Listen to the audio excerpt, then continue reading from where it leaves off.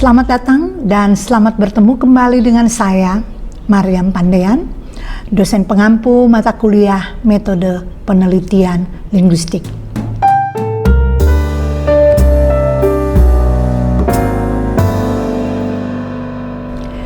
Dalam pertemuan ini, saya akan menyampaikan materi tentang metode padan dan metode agi bersama aneka tekniknya.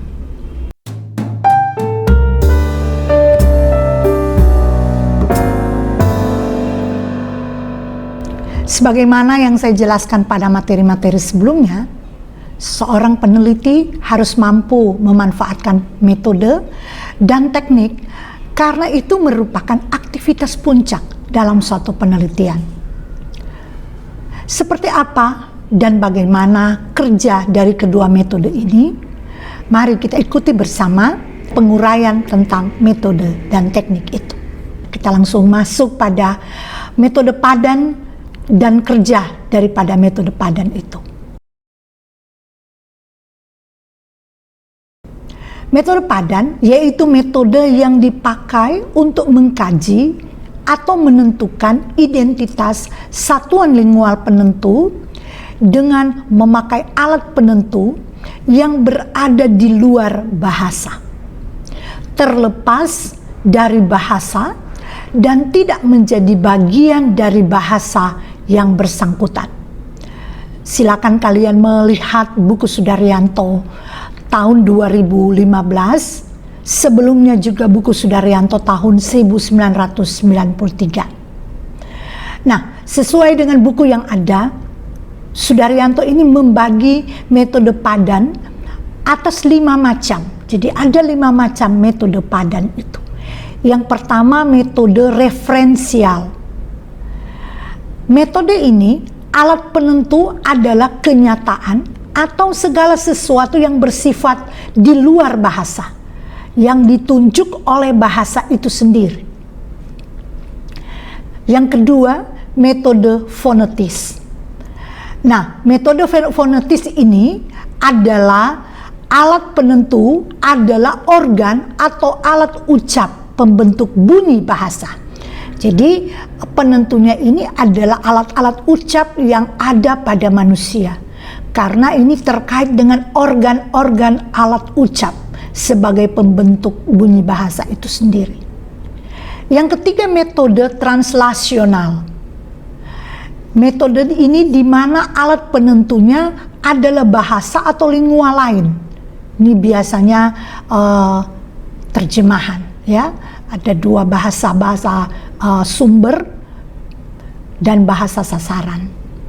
Baik, yang keempat adalah metode ortografis, yaitu alat penentu dari metode ini adalah tulisan.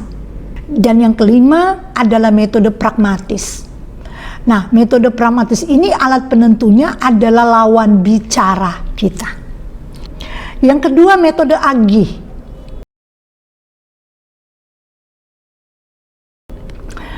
Metode agi ini adalah metode analisis data dengan alat penentu adalah bahasa itu sendiri atau bahasa yang bersangkutan. Jadi berbeda dengan metode padan. Kalau metode padan itu alat penentu di luar, tidak menjadi bagian dari bahasa itu. Nah, metode agi ini alat penentu itu justru adalah bagian dari bahasa yang bersangkutan atau bahasa yang kita teliti, ya. Sedangkan teknik-teknik yang tercakup dalam metode agi ini ada beberapa teknik, ya. Mulai dengan teknik urai unsur kecil. Teknik ini dimaksudkan untuk mencari suatu satuan tertentu atas unsur-unsur terkecil. Katakanlah morfem berlari, ya. Unsur terkecil itu adalah ber dan lari. Ya, ini ada begitu banyak contohnya. Nanti lebih jelas tentu kita akan melihat ketika kita mengadakan proses penelitian itu. Nah, yang kedua adalah teknik unsur langsung. Nah, teknik ini berdekatan dengan teknik urai unsur terkecil yang di atas saya sampaikan tadi, yaitu memilah atau mengurai suatu konstruksi tertentu, katakanlah morfologis atau sintaksis. Nah, unsur-unsur langsungnya itu, ya, jadi dia langsung memilah ya. Misalnya contoh kalimat, ia pergi ke Jogja. Ia pergi dan ke Jogja. Jadi dia mulai memilah masing-masing konstituennya. Ia pergi dan ke Jogja. Pemilahan-pemilahan itu. Kemudian yang ketiga ada teknik lesap. Nah, teknik lesap atau biasa kita sebut teknik delisi adalah suatu unsur atau suatu satuan lingual yang menjadi unsur dari sebuah konstruksi itu, ya, dapat dilesapkan atau dapat dihilangkan, serta akibat-akibat dari struktural apa yang terjadi dari pelesapan itulah yang kita analisis. Nah, teknik ini pada hakikatnya adalah pengurangan unsur dari sebuah konstruksi. Jadi kerja dari teknik ini dia menghilangkan salah satu bagian konstituen. Nah, apakah ketika kita menghilangkan salah satu bagian dari konstituen itu, konstruksi kalimat ini masih dapat berterima atau tidak? Sehingga kalau ini masih dapat berterima, berarti unsur yang kita lepaskan tadi atau yang kita lesapkan tadi itu berarti bukan unsur penentu. Ya. Kenapa? Karena ketika dia dilepaskan atau dikeluarkan atau dihilangkan, kalimat itu masih berterima. Bagaimana kita mengatakan itu bagian wajib dan bagaimana kita mengatakan itu bagian tidak wajib ketika kita mencoba dengan teknik lesap. Yang keempat adalah teknik ganti. Nah, teknik ganti atau substitusi ini bagaimana kita menyelidiki adanya keparalelan atau kesejajaran distribusi antara satuan lingual atau antara bentuk linguistik yang satu dengan satuan lingual lainnya.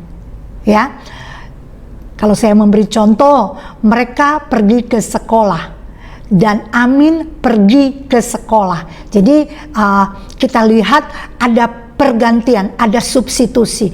Tapi kedua hal yang kita gantikan antara mereka dan Amin ini kita harus meneliti atau harus kita mengkaji apakah kedudukan itu dapat kita katakan sama atau tidak. Ya. Baik, yang kelima, teknik perluas. Teknik perluas ini adalah teknik bagaimana kita memperluas satuan lingual tertentu yang dikaji atau yang dibahas dengan unsur satuan lingual. Dengan unsur satuan lingual tertentu, baik perluasan ke kiri ataupun perluasan ke kanan.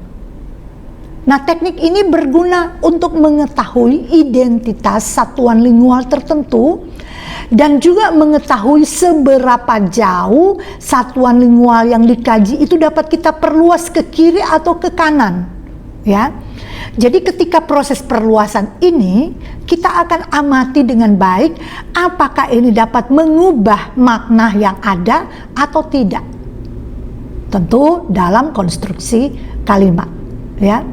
Jadi saya memberikan contoh begini, ada kalimat rumah baru dapat kita perluas dengan rumah yang baru.